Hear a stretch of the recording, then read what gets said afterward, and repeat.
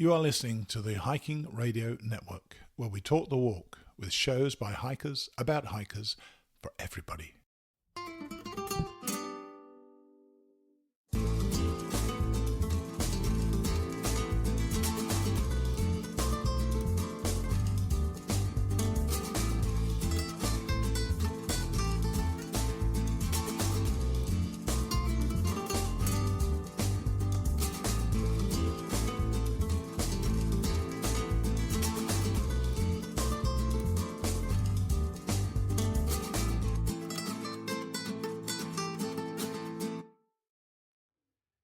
Hey guys, thanks for coming back to the show and joining me on my Camino adventure once more.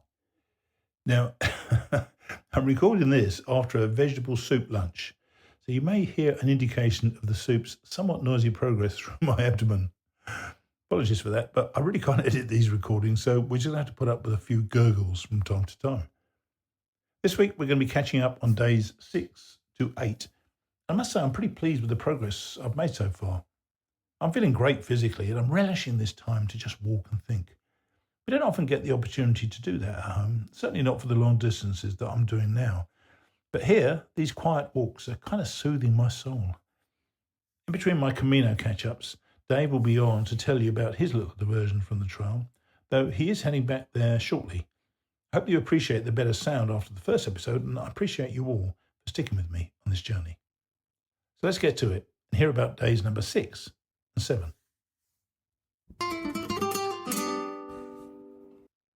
Day 6, Ayagui, 70.5 miles to Los Arcos, 82.7 miles, which is 11.8 mile day.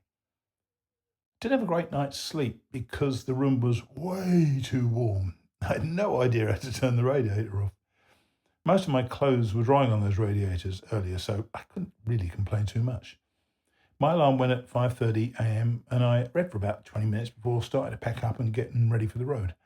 Breakfast was served at 6:30 and I was at the door by 6:25. So unlike me.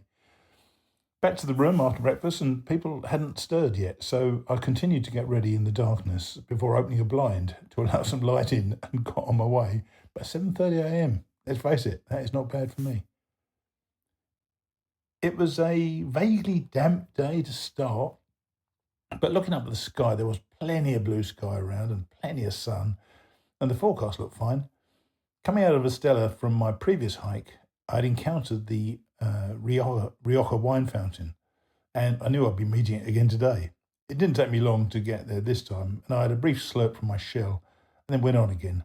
There were none other revellers that I'd seen there before, some of whom had been there for about an hour and a half, apparently. I'd booked into a hotel that day in Los Altos, and I needed to get there as soon as possible so that I could get the podcast done. The road inclined steadily but quite easily, and the sun came out to warm the day really quickly. Even on these slightly climbing roads, I'm achieving 2.9, 3.1 miles per hour, which is a really comfortable pace for me. And it's a pace that will get me where I am for pretty much every day. We've got some long days coming up, 28, 30 kilometre days, which is, I don't know, about 17.5, 18 miles, but I can get there. I had been a bit concerned that I hadn't allowed any days off on this trip, but I rationalised that it was only really walking, and I do that most days at home. They're not on this scale, of course. And I knew that, the way in which I was going, I could pretty much handle any of the days. I don't know if I mentioned before that I'm actually going to leave the trail for 4 days once I get somewhere near Leon. My hiking buddy 7 years ago on this trail, Emma, turns 50 on May the 29th. I was there the day she was born, I can't believe it. So I'll be catching a train down to the south of Spain to celebrate with her and a lot of my family. It's going to be a nice little break before I head back to Leon and continue to the end. And what's more, I've talked about the community on this trail, and I love the fact that I'm meeting new people all the time, but spending time with family, that's kind of what it's all about. And, I'm really looking forward to seeing everybody when I get down there. Anyway, back to the hike. This particular day was turning out to be one of our best weather days so far. And the light, with the light looking almost washed, it was really like something out of a painting. I stopped for a quick coffee in a tiny village, and then I came round the corner and I saw Villa Mayor de Montjardin. And then I remember this place from last time. And as back then, It had the same wonderful washed look. It was striking then, and it was striking now. One of the reasons I like to redo a hike is to see changes in the places I revisit. This time, there were no changes in what I saw. It was glorious last time, and it was glorious this time. Unfortunately, there was a food truck spoiling the picture-perfect view, but I took a Coke and carried on into the village. This was going to be the highest point of the day, and for the rest of the day, we were going to be steadily going down to Los Arcos. I've been surprised, actually, by the number of women out on trail this year as compared to last time. And you probably noticed that I've mentioned having conversations with women. And I don't recall I've actually said I've had conversations with men, although obviously I have. And I'm reminded of the power of the trail to allow people to have quite complicated, quite emotional conversations. Already I've heard from a young woman who talks of mental abuse as part of the college soccer setup in the United States. I'd never even heard about that. Another older couple shared with me that their son had been on the verge of death after a terrible beating about 5 years ago, but that he'd effectively been reborn and was now living a good life. There are more and more of these conversations, all of which I'm going to keep anonymous, obviously, but it does speak to the vibe on trail that allows, in fact, encourages complete strangers to sit and break bread and indulge in an intimate conversation that benefits, I think, both participants. I mean, I've been asked about my children or my child and told them about Robert overdosing a couple of years ago. I've also told them about my ex-wife dying a couple of months ago. I'm not sure it's the reason why many of us are out here, but the space, the silence, and the time it takes to walk between towns gives us a perfect opportunity to reflect upon those times in our lives. I'm already very grateful for this. With about 3 miles to go before Los Arcos, I was starting to flag a little. But I fell into a conversation with 2 Texan women, and they were walking just a pace or two faster than me. So I kept up, and those 3 miles sailed by. I felt like they'd given me a tow. In Los Arcos, I found the Plaza de Santa Maria, which opened onto a glorious church on this Sunday morning, where the congregants spilled out as pilgrims were refreshing themselves on the tables outside. It was a great scene. Everybody... Even all the locals will say "Buen Camino" to you. I know it may get a bit old and sound a bit strange, but it's a lovely feeling that these people seem vested in your journey, and maybe this is a throwaway line for them, but it really feels genuine coming from the Spanish people I've met so far.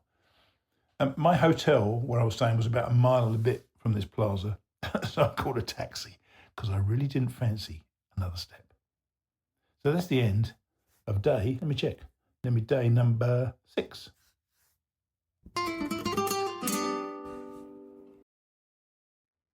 Day 7, Los Arcos, 82.7 miles to Logroño, 100 miles exactly. That's a 17.3 mile day. In the morning, the hotel bus took me back to the plaza I'd been picked up from the previous night.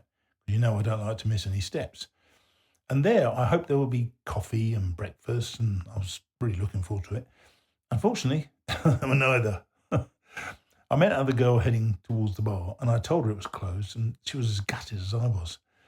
A couple of hours without coffee didn't bode well for me, but I knew I had no options and put my head down and got on with it. I've often mentioned on the show that having few options is one of the things I love about hiking. I didn't feel quite so good about it that morning, though. Despite the lack of coffee, it was a terrific start to the day. The weather was in the mid to late 40s, which is perfect for walking. The fields of corn were starting to spring up, the wind was calm, and the road was flat and stretched apparently forever. In my pursuit of coffee, these were just about optimal conditions.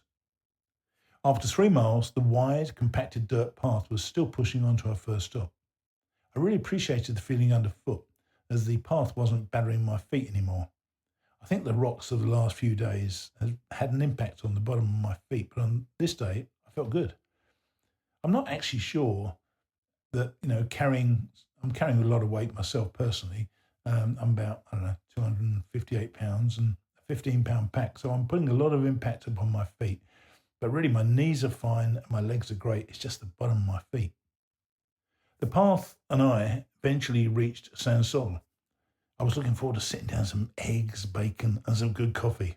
There were none of that. All we got was a mini market that was serving lousy coffee and pre-made cake from a very disgruntled guy who appeared offended that we were there buying stuff from him. Kind of weird, actually. I do think some of these places are missing a trick and not providing more variety in their food for Pellegrinos, because I'm sure we'd mop up any eggs and bacon and toast and all that sort of stuff, but it's pretty much the same fare all the time. But anyway, I had the coffee and quickly moved on to another little town called Torres del Rio, which was literally only a half mile away. Here I was able to get decent coffee and a baguette with serrano ham. Still not perfect, but then whenever is life perfect? Heading out of town, I knew that the biggest climb was still ahead, even though it was just 200 feet, and I kept regulating my heart rate, just reaching 140 beats per minute, which is a big improvement from reaching 162 on day one. I've noticed in the past when I hike that my maximum heart rate tends each day to reduce over time. So that's exactly what happened on this trip. And I'm very grateful for that because it means I'm obviously getting fitter and stronger and my heart's more able to cope with some of the uphills. And all of the climbs on this day were relatively short and I coped well with each one of them. No problems with my legs anymore at all. For much of the day, we were tracking but staying somewhat away from the roads, crossing a road from time to time, but generally heading out further into the country. The path continued to be compacted dirt, though large stones appeared later in the day to bruise my feet one more time. It was almost as if some bloke had decided that it's been much too easy for them today. Let's put a few rocks down. After the decent coffee, we were able to see Logroño looming ahead for much of the day. And, even though we were approaching it and we were still miles and miles away, it was there all the time for us.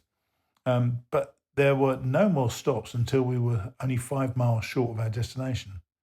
And that was a place called Viana. But before Viana, the path led down into a kind of canyon, which I recall from last time, where the temperature dropped noticeably at the bottom. At Viana, the last main climb started through the town until I came to a lovely square where plenty of pilgrims were already slurping beers and coffees and eating sandwiches. I found a decent cafe that served a rather interesting tortilla slathered with mayonnaise. I washed that down with a beer, as you do, listening to yet another story from an Aussie woman.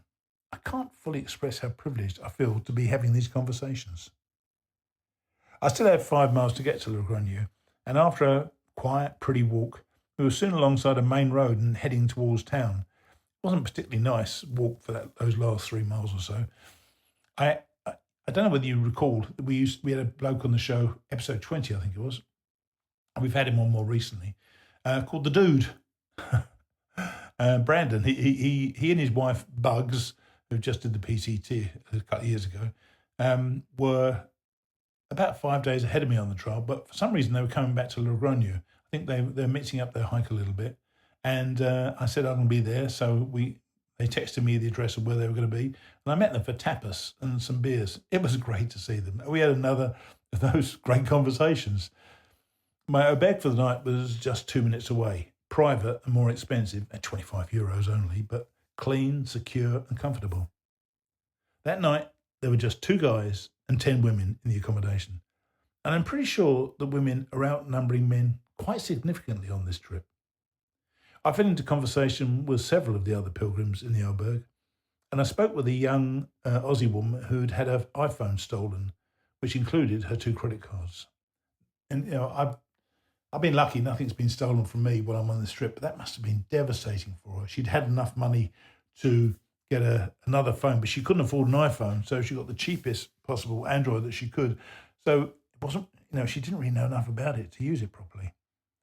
She was having all sorts of trouble trying to get these replacement cards and she took it very stoically. I mean, she took it way better than I would have done. I would have been pissed about it.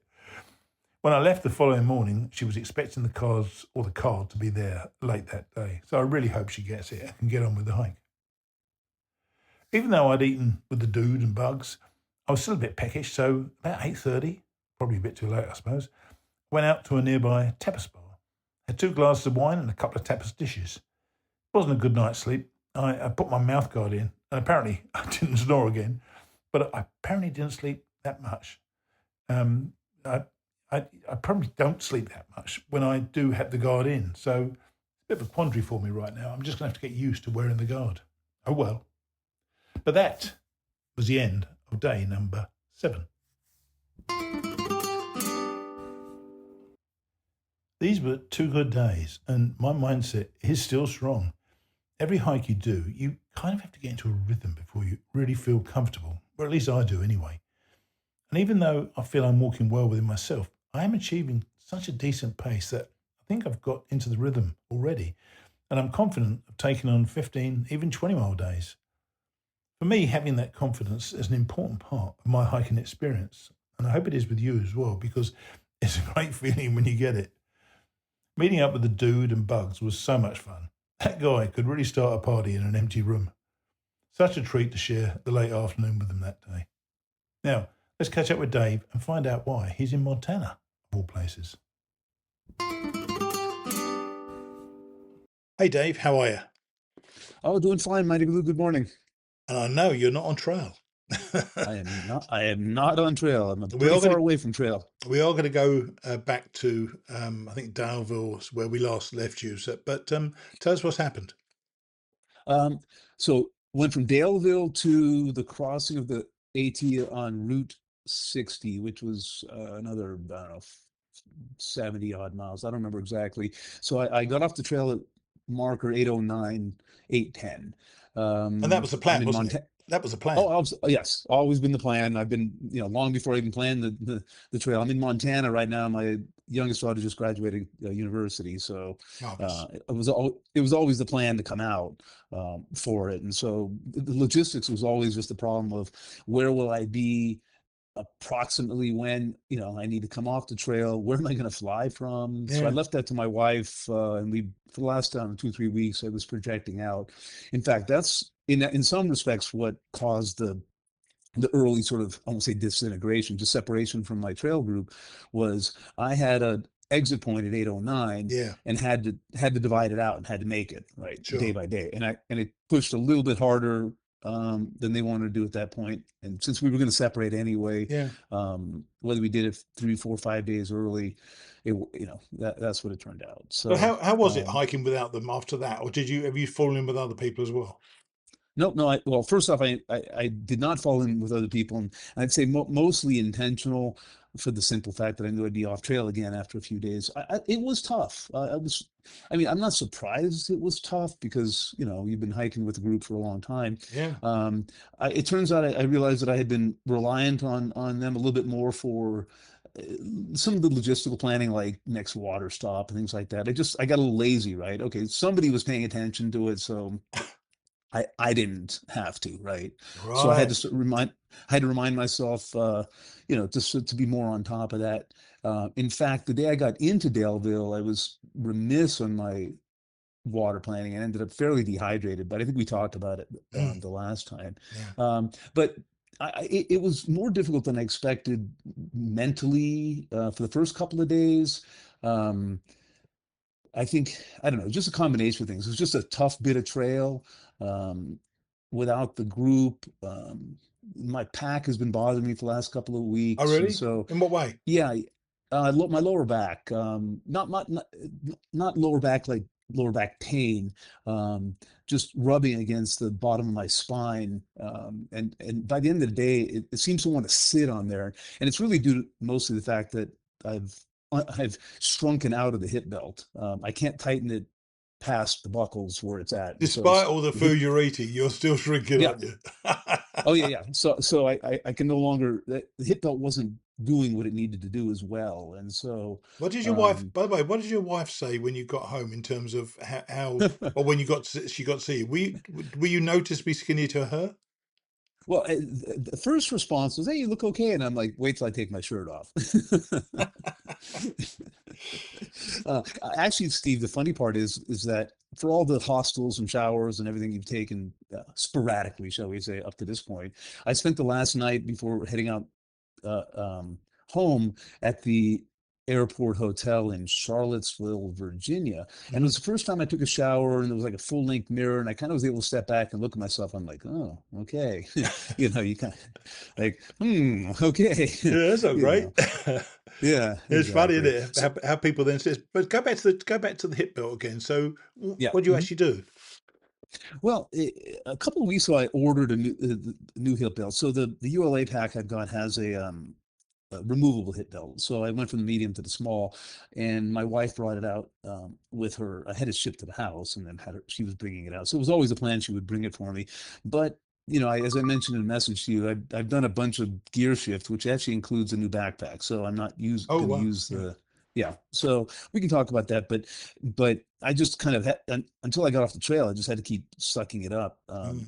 It's just mostly by the end of the day, for some reason, by the end of the day, the weight, it felt like all the weight was sitting on my lower spine, right at the tailbone and pressing against it. And so it's just, and you can even see that it's kind of the marks and the Yeah. chafing that kind of Are you happy developed with on it? Are that you happy spot. now though with what you got now? Yeah, well, I've got a Osprey pack, their Exos Right. Pro, right, the Yeah. Pro one. So from a weight perspective, it weighs the same as my other pack. It's only like 33 ounces. Sure. And it feels so much different, and different by different also will include better in the way its hip belt setup and suspension kind of works around the hip. So I'm hopeful that when I get back on, things will be a little different. I've also shed a ton of pack weight, Right. moving out of winter gear into summer gear, Right. a few other changes I made. And um, so I'm going to come onto the trail noticeably lighter with a new pack. I found So I used to have to readjust my pack quite regularly because things slip and you just need to just reset it. I used to reset it every day just to make yeah, sure it was feeling right and shake it around on my shoulder, see if that's moving enough and that. And it became a thing for me. But you do it your own way. But so you left from Dalville. yes. And you said that the things are getting nice and green and it's all looking nice, but then the rain came. And you had Of massively heavy course. rain. By the looks of things, it was like a deluge. God, it was one particular day. I think it was last Sunday. The- uh, a week ago. Anyway, and it was the day that it was the trail was crisscrossing the Blue Ridge Parkway. Right, You kind of right. drop onto it, cross over it, go back to the other side, keep going, then hike it. And it turns out some people were just walking up the Blue Ridge Parkway because as it keeps crisscrossing, you can blue blaze. That's right. Yeah. You know, I I That's didn't called realize you could. that's called yellow blazing, by the way. Yeah, yeah, no, Yeah. I don't choose to do that, No, and damn right. to each their own. Oh yeah. But the crazy part, it was the hardest deluge I've kind of hiked through. We've had a bit of rain prior to that, but it was the hardest deluge I hiked through, and the problem that came with it is that as I would come off the trail, then you cross the parkway. You have to find where the trail starts again. And I got to one point where it was raining really hard and it was low cloud foggy. And I couldn't even see across the parkway. And we were talking, 30 feet or 40 feet across. Wow. And I was trying to get the far out app on my phone, and I couldn't get the touchscreen to respond because of dampness and wet, and the hands were wet, and I couldn't dry it. I tried drying it, and I couldn't get it to respond. So I couldn't put a marker. I couldn't figure out where I was on the far out on my phone. I mean, it wasn't critical. I walked across the street, kind of walked a little ways, and then found the entry to the trail again. But Mm. that moment, I was just getting a little frustrated. It's like Yeah, I yeah. couldn't even get the phone to cooperate. Rain is so damn difficult, and you have to pack up your wet tent overnight. I mean, that's just bloody nightmare to do. I hate it. But I'm just reading through this text you sent me that I'd rather we didn't share his name or who he is Mhm. particularly. You told about a story how he lost his twin daughters and a son. Oh yeah, yeah. That was a moment. We only hiked together for maybe 2 hours, and it was actually the start of a change in my mental state because up at that point I was kind of down.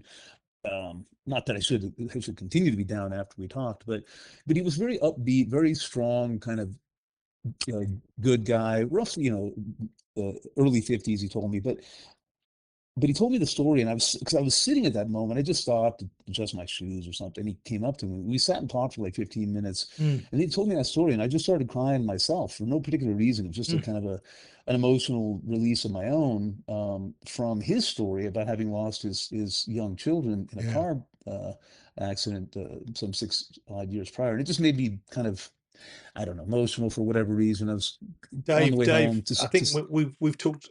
You and I have talked. I think off microphone before about how and I've mentioned on the show a few times how everything seems to heighten. All your emotions seem to Yeah, heighten on this trail, and I yeah, know, and I mean, I'm feeling similar stuff out here on the Camino where people share the most intimate stories, and they yeah. share them within minutes of knowing you. It's just remarkable how that happens, isn't it? Yeah, it was, and then my emotional response to it was transcended. It wasn't my loss, but it was just so hard at that moment on me. Mm, Then we hiked together a couple hours, but he was good spirit, and it kind of picked me up. And then I spent the next couple days hiking back and forth with PBR, which I'd run into PBR. She's a young hiker, late 20s, strong hiker, um, and really great gal, and just we've been together as a group with my trail family, but she was always kind of running out ahead of us. But we coincided for a couple of days where she would, funny thing, she was like 6 or 7 miles behind me, and so every day she would stop and I'd keep going, and then by the next morning, 10, 11 a.m., she'd catch up to me again. mm. um, pick She's up those stalking you, Dave. miles. She's stalking Yeah, you. she's talking. Exactly. Then we hiked together for the day, and then we'd separate again. But actually, it turned out it was kind of the transition I needed. And she was Yes. great company, and helped pick my spirits back up. So And by and the then by the time, you had a go ahead. strange encounter Yeah, with a guy. That's kind of weird. yeah. Yeah, talk me It, through this guy's who this guy was. yeah. So I get to this spot where there's one of the shelters. I can't remember what it's called, but I think it's considered the biggest shelter on the trail. It's 2 stories. It'll hold like 20 something people, and it's right at the beginning of a big climb I was about to take. So I sat on these steps that lead up to the shelter, and I'm just sitting there for a few minutes, and all of a sudden I hear somebody calling down, and I could look up, I could see the shelter, but I couldn't see anybody. And I realized he was calling me at me from the second story Mm. of the shelter. So he kind of came down, and I looked at him, and he was kind of bearded, eh, youngish, maybe 20s, 30s guy. And from like the waist up, I thought he's a hiker, right? He was, and so we talked for a minute. So I'm looking at his pants are like really strange, and he's wearing these really odd boots that were un, uh, untied. And I looked at him; he looked really disheveled, and he smelled worse than hikers do. He smelled like feces. He Blimey, that's smelled. saying something. Yeah. Yeah, exactly. And so he immediately kind of hit me up for food, and I'm like, well, okay. So I got money. If you want, I can pay you for something. So no, that's the best. So I dug out a few snacks. I gave them to him. Then I filtered in a liter of water. He mentioned something having been dropped off a couple of days ago and didn't by some other people, and he'd run out of food, and the whole thing was just bizarre. That's sad. Um, That's sad though. it it Somebody it finds was it. himself out there, and I don't. I find that uncomfortable. And I'm sure he found it. I'm sure you found it uncomfortable as well. I did, because his whole presence was off. His Mm. story made no sense. Yeah. His presence there was off, and then I mentioned to him that about zero point 0.2 miles there was a Blue Blaze to a parking lot. He got all excited because he's like, "Oh, you mean I can get out there?" And I'm like, "Yeah, it's right Good there. It's Lord. okay." And he got, he'd been there for a couple of days, he said, and I'm like, the Huh. whole thing was weird. And the thing about it, Steve, is like for me, I didn't care. I mean, I care, but don't care. But if you're a young gal, one of these hiking the trail, and you come across this guy, Oh yeah. Yeah. the creep factor was just, Yeah. Yeah. And heightened. So. now, you also found the first tick crawling on you, and you did a little test Yeah. on it, which is pretty neat. Yeah. Well, yeah, he was coming on my leg, and I picked him up uh, with my fingers, and I put him on my shorts because the shorts have been treated by this insect shield Right. company system thing, and it sat on my shorts for a second or so. All of a sudden, it just like launched itself off, right? Because apparently this insect shield is kind of something that messes with the electrical system of the ticks rather than a true poison. It Mm. kills them or might, but it's less than from a toxic and more to do with their nervous system or something like that. I mean, I was looking at it, all of a sudden it was gone. So seemed to me like a successful test. It does. And talk to me about Idiot Runner. It's a great name, by the way. Okay, She's quite a character, apparently. she's absolutely one of the funniest characters on the trail. We first ran into her in the Smokies. So the story that I got from Ahoy, who had spoken to her initially, let me back up. Idiot Runner is about 70 years old, or is 70. Apparently, she did a hike in the AT as a kind of a 70th birthday gift to herself. Wow. And And the reason why she's an idiot runner, it's what it says on her hat. Her hat literally says idiot runner on it. I think she's part of a trail running group or Nice, something. She's nice. very, very, very fit, right? So she's certainly out there quite fit. So part of her past history is that she was a world champion kickboxer and had Wow. gone all over the world. I think she fought in Russia and some other thing, had, the big belts and all that kind of stuff. We ran across her in the Smokies, and she had started the Smokies with no water purification at all of any kind. And somebody gave her some tablets or whatever. But she didn't have anything. She figured, she'd just drink what she drank, and and apparently hadn't brought her sleep pad, the inflatable one, because some 17-year-old had said, "Nah, you don't need it." As she was entering the Smokies, it's like, what are you taking advice from a 17-year-old? But she's a fantastic, bright, funny, energetic character, and I keep running into her the last week or so because what she's done is she's pushed forward. She's been platinum blazing now the whole time, and mostly in Sobo. So every time every couple of days I run into her because she's going the opposite direction. So we keep bouncing back and forth, back and forth. So great, one of the fun characters of the trail, but very Now, just high energy, fun, fun person. now, and it did have to happen. Day 60, you set up your camp in a tent site next to the Yeah, trail by yourself. So yeah. tell us Fine. so what did that feel like? And did you intend to do that or what? Well, yes and no. So the first thing I thought of was you, and your commentary about many times about how that first night, it took a while Oh, before you finally had that first night where you were oh by yeah. yourself. And I thought about you, and I thought about that commentary. I said, hey, well, I got to tell Steve, here we go. It's the first night I'm out on the trail, and 60 days to get a site by myself.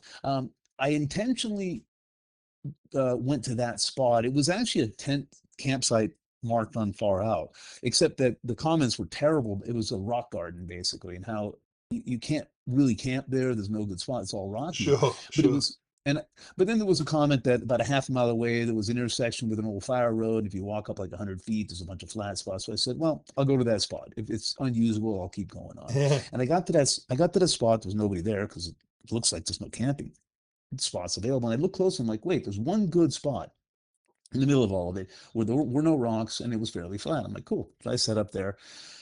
And that was pretty much it. I had two hikers go by and not stop. Did you want them, by the way, And did you want them to stop? no, no. Well, actually, no. Funny enough, then at that point, I mean, aside from the fact there wasn't any good spots to camp in, I thought to myself, no, don't keep going. I want the night alone. I wanted just for kind of your commentary. I want to have at least one night alone out here. Damn You right. know, Yeah. uh, yeah. Well, it's hard to do initially, Yes, unless yes.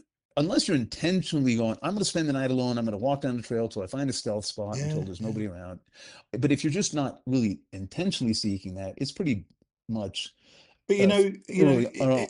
but once you zip yourself in to the tent, I think I'd be less inclined to do it in a hammock. Funnily enough, there's this ridiculous feeling of security by zipping yourself in. It is for me anyway in my tent.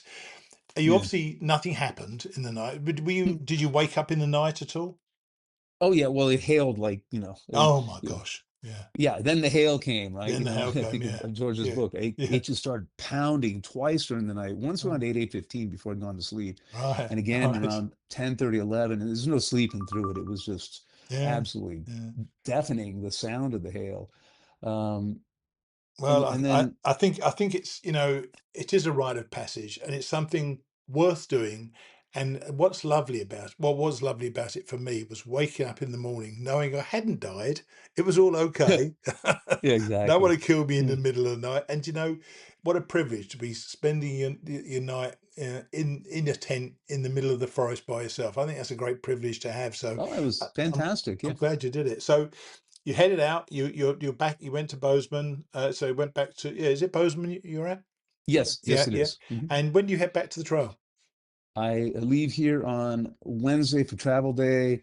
I drive back. I'm staying in Buena Vista on Wednesday night Right. because Okay. just the logistics. And I'm getting a ride from Charlottesville to Buena Vista from one of your longtime listeners, Hugh. And I Oh, want to shout great. out and thank Hugh for that gesture. I Wonderful appreciate it guy. very much. Wonderful guy. Wonderful guy. We're gonna have dinner together on that night, and then I'll get a shuttle ride back to the spot on the If he trail. bloody treats you to dinner, I'm going to be pissed off. And I'll tell you why, because he only gave me a bloody ham sandwich. I have I have offered to treat him for dinner Oh, for coming out quite right too. uh, to drive me from the airport. All right, But man. that's I'm that's interested to fantastic. see. I'm interested to see what it's going to be like for you to get back to the trail because it isn't easy for everybody. So I'm just when we speak next, that's what we're going to talk about. Okay.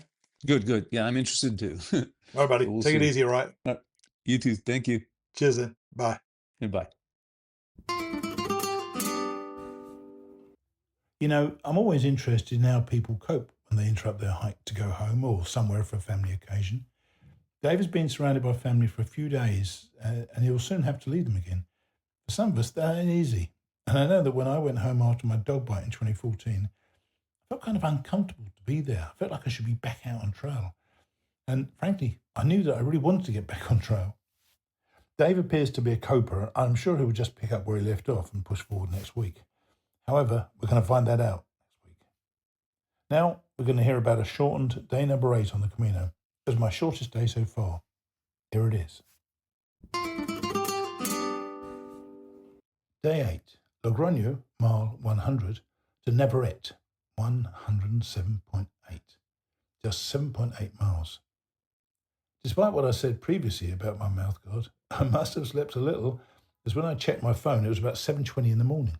As always, I had trouble leaving quickly, what with having coffee and chatting with people again. I didn't actually get on the road until about, 8:45 a.m. Logroño is a fair-sized town, and I was really hopeful, perhaps optimistic, for a decent breakfast and another cup of coffee. For me, by the way, a decent breakfast involves eggs and bacon somewhere along the way. But the place I found after a quarter of a mile just had the normal fare of ham sandwiches and tortillas. Still the coffee at the spot, and the tortilla stopped the loud gurgling in my stomach. And then followed the far out app which sent me the wrong way. A Spanish bloke reoriented me and I finally entered the park that I recall from last time. I've got to say that that was the first time, but there was a time later on where the road or the Camino itself, which is well signposted, didn't go where the far out said it would go. They might want to check that out. I could see from the app that we were edging ever so slightly uphill pretty much all of the way today, though there were no particularly severe climbs. The path reflected this through the long park. There were loads of locals out enjoying their day, most going in a different direction from Camino walkers, because of course it was downhill. I saw 2 young women sitting on a bench. One had her head in her hands, obviously crying, and I asked if I could help. I'm not entirely sure what I thought I could do, but I felt I should offer. She said, "No, it's okay. I'm just feeling very emotional today." And we know, those of us who hike, how emotional this can be. Emotions are heightened all the time, so I empathised with her, wished her well for the rest of the way, and went on. She called out, "Thank you," and Buen Camino as I walked away. I was about 2.5 miles into the day before I finally broke free of the traffic and city noise. I don't know about you, but, you know, and it's not the fault of the Camino, it's my own personal preference. It is so lovely to be able to walk away from traffic noise and city noise and be able to just enjoy, the nature around you. The path was really long and shared by many locals out for their nice long walk. There were plenty of Buen Caminos on the way.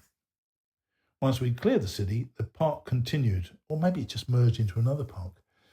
We circled a large lake and I was feeling very chill at this stage. I was contemplating whether or not I should stay at Navarrete and move on to Najera, which would have been the logical destination for this day. The forecast for the next 36 hours isn't great, with plenty of rain coming our way. Once I reached Navarrete, I sat in the first bar, had lunch, and decided to stay. Of course I did. I booked into a beautiful place, Posada Ignatius, right on the trail.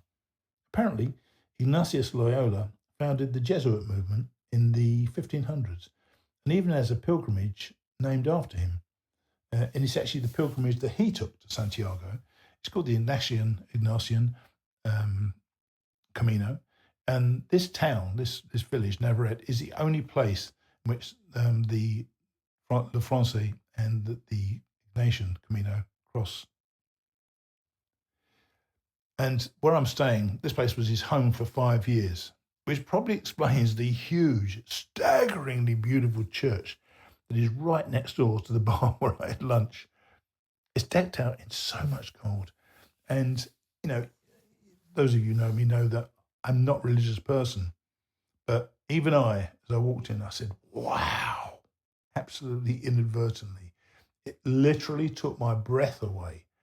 There was so much gold. And I don't know what it is. I always do feel comfortable in a church and feel very calm in a church. In fact, so impressive was it that I'm going to be heading back in a few minutes. So that was the end of day number 8.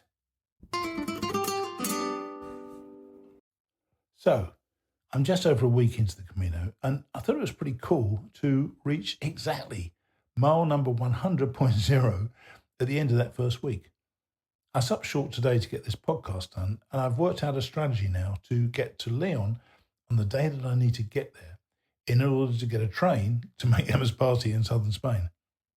I wouldn't miss it for the world, though the need to be somewhere at a certain date rather puts a little pressure on that I could do without. I'm not concerned about making it, but I need to think these things through to put me in the right place at the right time. But in many ways, that discipline is quite helpful to somebody as generally indisciplined as I am. I'll see you next Monday.